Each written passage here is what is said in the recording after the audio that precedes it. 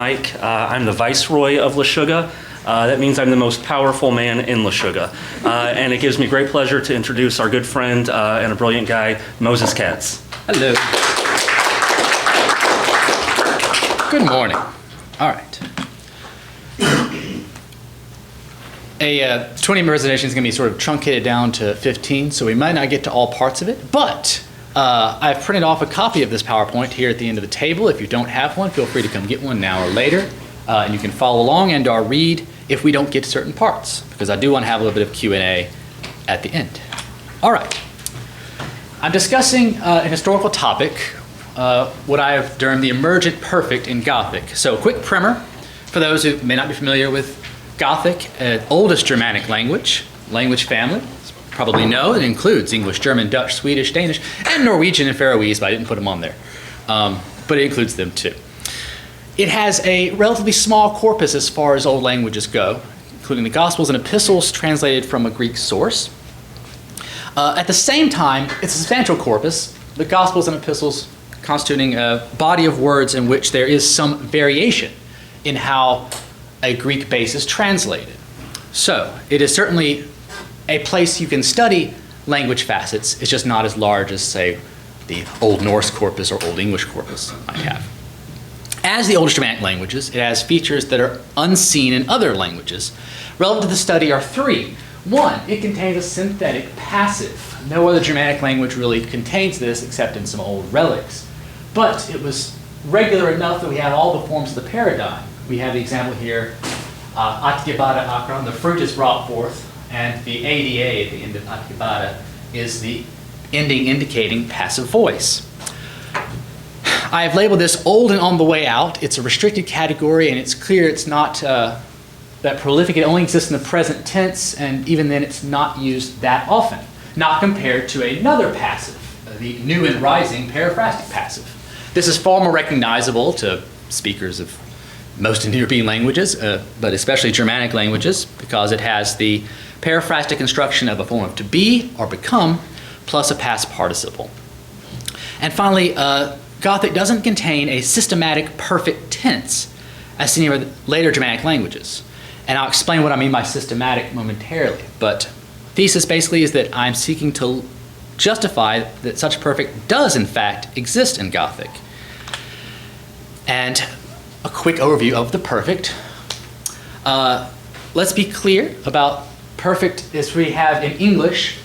These four categories are set by Comrie in 1979, and it's important to distinguish that there are four categories because really we only want to concern ourselves with one, because if you stray into the theory of the perfect, you get into some semantic quagmires very quickly if you don't distinguish it. Very quickly, these are four general categories Comrie laid out in 79, and you'll recognize some of them like experiential perfect. Rolf has eaten rhubarb, and it describes an experience Rolf has had, but doesn't really have any contextual bearing on the present. If I just said Rolf has eaten rhubarb, you would go, great, great for Rolf, but not really relevant to this conversation, you'd assume. Persistent situation usually involves stative verbs, and note that when you say something like Rolf has lived in Kalamazoo for 4 years, it entails that he still does, well, it implies that he still does live there. That should be contrasted against the result state perfect. Rolf has broken his leg. Unlike Rolf has lived in Kalamazoo, where you infer that Rolf still does live there, the event that preceded Rolf breaking his leg you presume is finished. And this is why it's called a result state perfect. It's presumed that there is some event that happened in the past, it's completed, and a resulting state persists. Namely, that Rolf can't do things because his leg is broken. This gives it pragmatic relevance, what I labeled contextual force.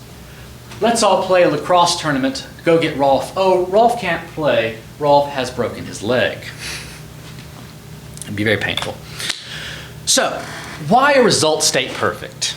Evidence suggests Indo-European perfect, and there is a tense in Indo-European that is labeled perfect, is generally a category for denoting stative verbs. I've listed some stative verbs here. Know, own, shine, enjoy, live. A stative verb is basically a verb that doesn't have any contextual ending or beginning. Now, in pragmatic terms, every action has some start point and every action has some end point. If I were to say, I know Spanish, Presumably, there isn't a point I'm referring to where I began to know and a point where I'll stop. In the real world, certainly I learned and I will die and take the knowledge with me. But that's not how a stative verb works in context. The Indo-European imperfect could express these, and I have an example here from the Gospel. All things in him hold together. It's a Greek perfect. And they can also, as a variant, have a result state reading. This makes sense. If you have a tense that denotes a state, then expanding the idea to indicate a state brought about by an event isn't too much of a stretch. So we have all things through him and for him have been created. The context generates this reading. They're the same tense, both of the verbs being used here. So, in those languages that do preserve a perfect, it tends to develop into past tenses. This includes Germanic, where the Germanic past tense in verbs like saw for past tense of see, and ate for past tense of eat, derived ultimately from the Indo-European perfect. So with this tendency to move into past tenses, it's why we can presume there is a result state variance involved in this perfect. So, a systematic perfect. What do I mean by that? You can express result state ideas in Gothic. It's not alien. I have what I've labeled an adverbial perfect here. Daughter mine now died. Essentially, my daughter has just died. You have the adverb nu for now and geswalt, the past tense of die. And so if you have now died, you get this adverbial idea that, oh, there's just been a death. Some event has occurred and now the resulting state, namely that my daughter is dead. It's okay, she comes back. And there's also these contextual perfects, as I labeled them. Now, we have here the periphrastic I mentioned. We have a past participle in sandits and a form of the verb to be, im for I am. So, and sent am I to speak to you. I have been sent to speak to you. The context demands a result state reading in that case. But there's nothing inherent about this form that says this is a perfect. This form is usually reserved for this up-and-coming passive. All right. So if a perfect expression is a recurrent possibility, which we've seen that it pretty much is in the periphrastic passive, it's treated as a variable. So if we have a Greek perfect as a base, we can anticipate that it can be read as something like I was sent, referring to that perfect up there, or I have been sent. Both are viable in Greek. So if I were to look in Gothic, a systematic perfect would be distinguishable from other forms in some testable way, not just based on adverbs or context. So I won't dwell too long on a theoretical thing. There are various theories that treat how the perfect works, but the one I'm utilizing is the indefinite past. And it basically cites that in any given context, there are two times being referred to. There's the event time, when something happens, and there's the speech time, the now, when I'm actually talking to you. So if I were to say, I kicked the ball, the speech time is now, the event time is presumably in the past because I've used past tense. Perfect's a little more complicated. They introduce a third time, a reference time. And you can think of this as the time that adverbs refer to.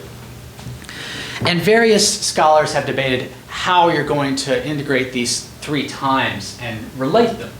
And the one I've used is called the Kleinian model. No relation, I think, to Dr. Klein.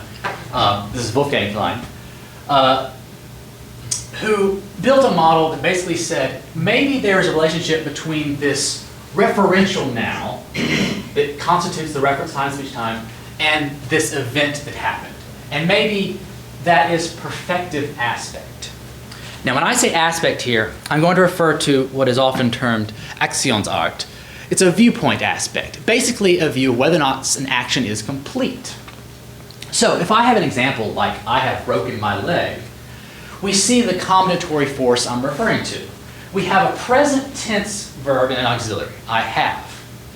But then we have this completed action, and the completeness is indicated by the past passive participle. It's understood that the event of breaking is complete, it happened in the past, and yet I'm referring to it in the present tense. So I'm mixing conceits of tense and of aspect together. So, Greek tense and aspect.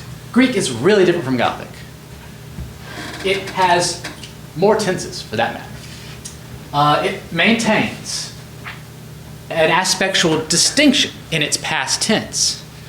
Various other languages do this, including many modern Romance languages, with a distinction between, say, in Spanish, a imperfect past and a preterite, which usually has some sort of perfective character. In Greek, we would call this the aorist, which also reflects the name as we label the Indo-European tenses, which Greek mimics in many ways.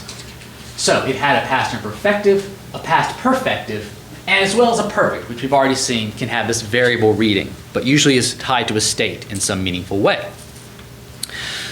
So the question is, if a result state perfect is indicative of different tenses and aspects being combined, is there a systematic way in which Greek tense and aspect are combined in Gothic? My methodology is quite simple. I listed them. It's a large enough corpus to be daunting without some help, and I just wanted to give a shout out because technology has provided great efforts on the part of the University of Antwerp and Norway to provide searchable corpora with which I was able to literally compile a list of some 200 paraphrastic instructions and then look at them. Here's what I found. There are expected behaviors. I provide examples. Feel free to look over them. I won't go over them all here, but we have what I characterize as expected behaviors. Basically, if you have a present tense verb in Greek and it's in passive or mediopassive voice, it can come out as a passive in Gothic in the present tense. That makes all the sense.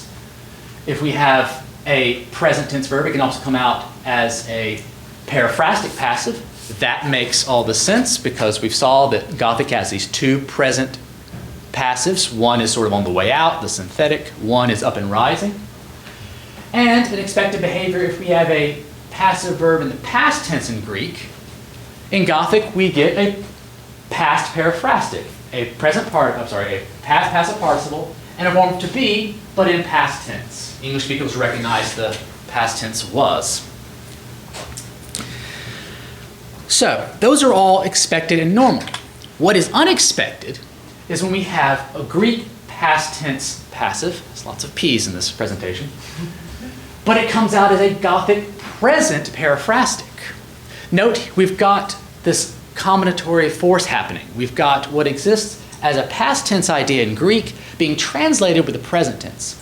And in point of fact, in the present paraphrastic Gothic, this happens about half the time.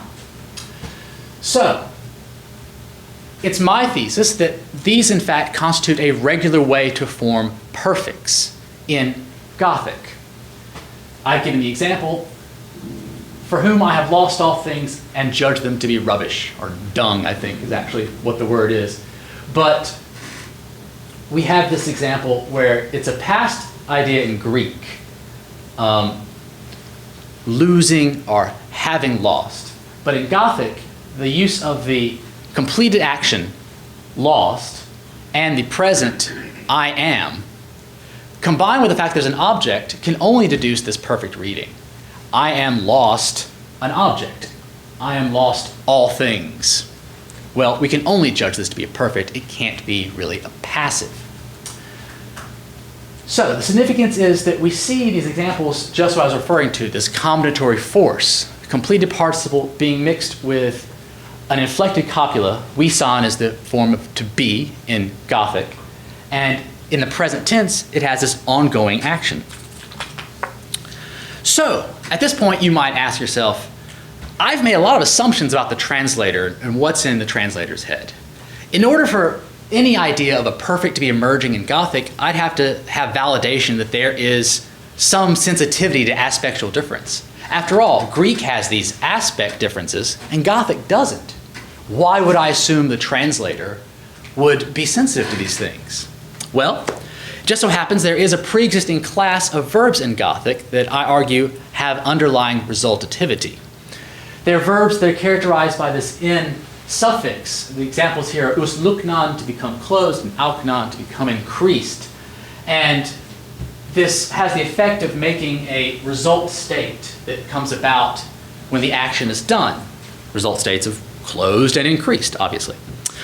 I've done these two charts to indicate how the what I call the non-verbs, that's N-A-N, would manifest, you would have simply this focus on the point between the end of the action and the beginning of the state.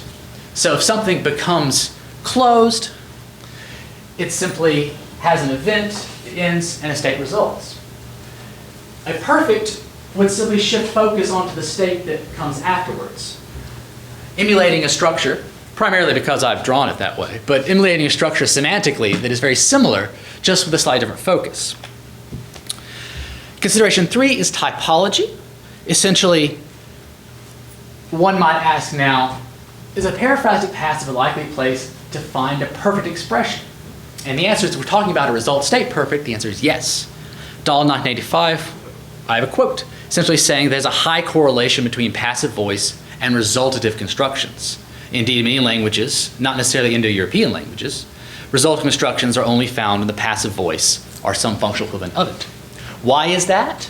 Both the passive and resultative constructions de-emphasize agents. That's not to say they eliminate agents, but they certainly remove focus from an agent. And I can give you examples of those in QA if you wish.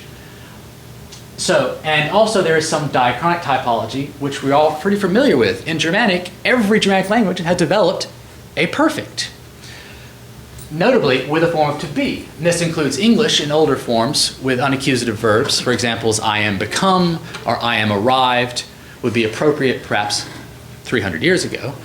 Not so much now. There's consideration 4, but my time is running out. Please feel free to read on in the packet for that.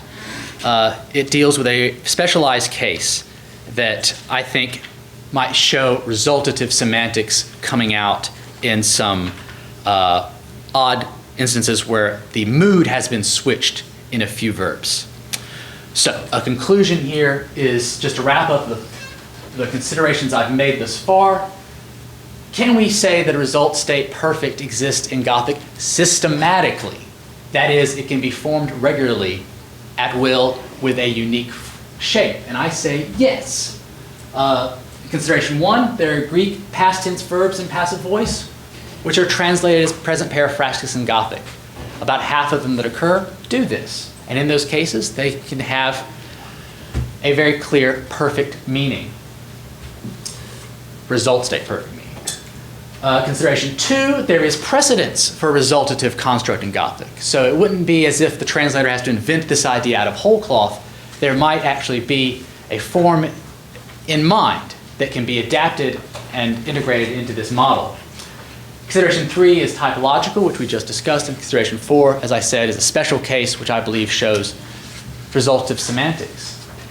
And the final note is the why did I give this presentation line? Why would it matter?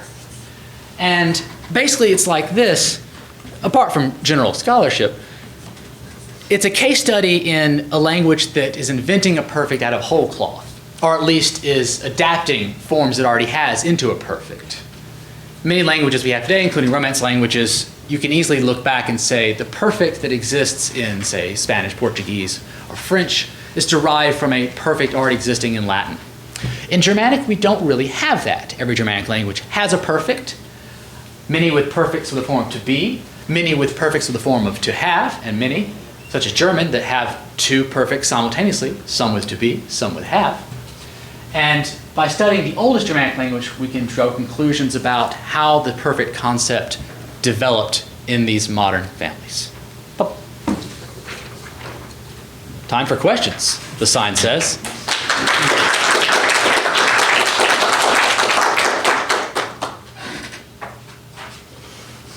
Dr. Klein, then Marcus.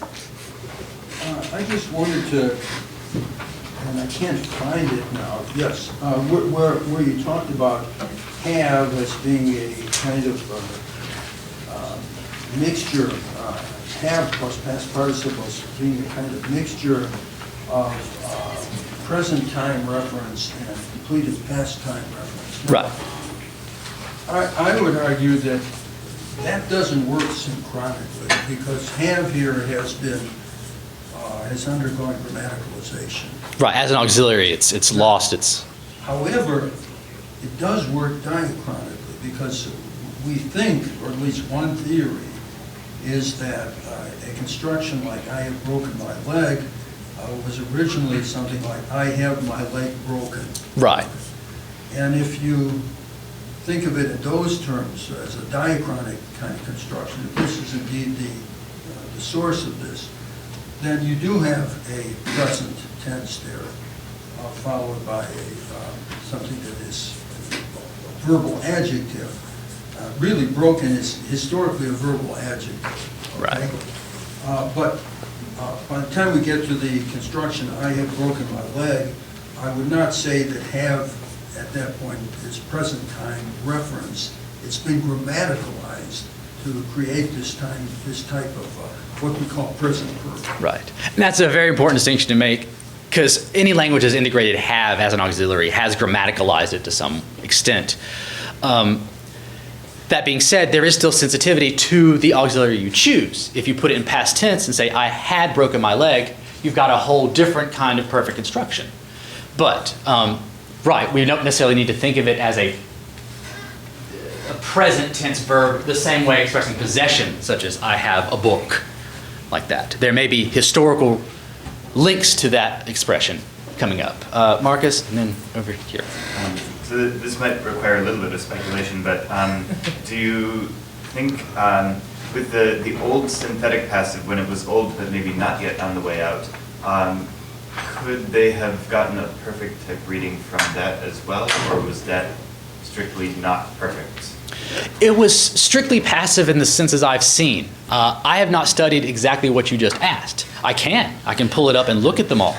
I think it is possible, but I think that there is some alchemy happening when you start to mix this sense of a form of to be and a participle that is facilitating a perfect expression that probably isn't happening in a passive. But I can look it up. And yes. Yeah, just to piggyback on the grammaticalization of the form, for almost all of the examples that you showed, there were two kind of elements that you didn't really talk about. One is, if you go back to the Mary and... The Mary Magdalene's? Yeah, where he would have been laid. Oh, yes, the final, yeah. Yeah, so that you have the GA prefix, which in itself also implies perfectivity, which comes up in a lot of your examples. Right. And also the S is characteristic of not the past participle, but the present participles, and looks curiously a lot like the nominal inflection for A-stem nouns. Ooh. So this could have an interpretation not that he had been laid, or that he would have been laid, but he would have been one who was laid. I see what you're saying. Yes, indeed. To the first point, the ga prefix recognizable of ge in modern German is indeed a mark of perfectivity, and for time's sake I didn't expound on it. It's quite possible too that Gothic had paradigmatic aspect. They could represent perfective and imperfective, similar to the way modern Slavic languages do by the application of preverbs or prefixes. It's unclear, but it's certainly hinted at, and it would help this. By the time of Gothic, and certainly in modern languages, we assume this ga has been grammaticalized to a great degree. I'm not quite sure I understood the second question. What was the reading again for? Not that the he one would who have had been laid laid? as kind of the completely passive reading. Right, But right. he would be one who was in the condition of having been laid or lain. I don't know. I see, like a substantive. Yeah. Okay, I see. I suppose though there are substantive participles in Gothic, and they're usually indicated as such, often with an article, an article that goes with it to say this is happening, or there's some sort of introduction to it. That's certainly possible. I don't think it changes much, but I suppose one could postulate that that's being said. I don't think it's the case here, primarily because usually in these passive constructions you've got a grammatical subject already in place, and so that might restate the subject in a way. You know. What it does is it gives you an intermediate step between kind of a stative and perfective reading. I see, I see. The same thing happens in Old Saxon. Mhm. It's the difference between, it would be an intermediate stage between ich habe ein gelesenes Buch and ich habe ein Buch gelesen. So I have a book that is in the state of having been read Mhm. versus I have read the book. Right, okay. Same Yeah, thing happens in Old Saxon, and Rose Rittenhouse wrote a dissertation on it years ago. I might read that. It's a question.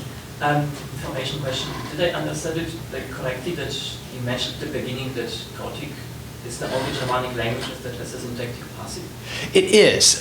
In reliquaries, the verb to call in Old Norse, and I think, does it still exist in In German? English, there are traces. There are traces. You have Swedish and Danish, you can do the S passive on the one hand, and it's a syntactic passive as well. On the other hand, the Liefer passive, it's analytic passive on the other hand.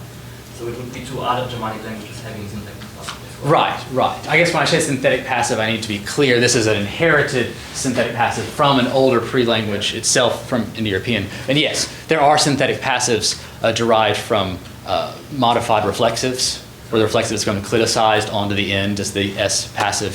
Thank you, that's an important thing to note. Yes, there are other synthetics, just not the same. Excellent. Thank you. Thank you.